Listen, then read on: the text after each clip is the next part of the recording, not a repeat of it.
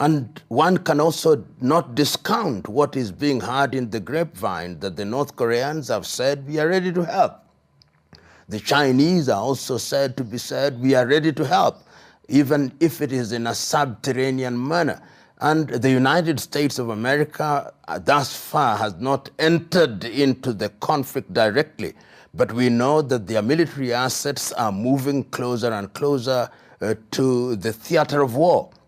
So if those are the early signs of a war that is big, of course, I'm one who is slow to use the term world war, but there are those who are already saying that these are the early signs of a third world war.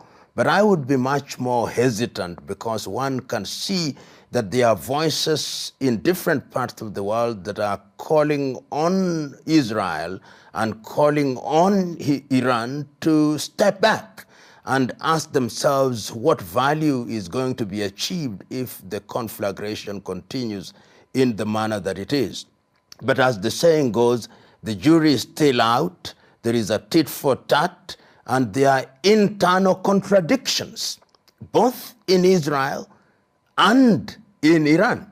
In Iran, there are segments of the population who are anti the theocratic regime of the Ayatollahs, and they possibly think that this is an opportunity for regime change. Within Israel, there are those who are fatigued that there is little economic activity that is taking place in different parts of Israel. We know that Ben Gurion Airport in Tel Aviv is almost out of commission or is under constant danger. A number of airlines are no longer flying to Tel Aviv. So all these factors conjoined is sending an unequivocal message to the players that diplomacy should be given its pride of place. As to whether that will happen is another debate.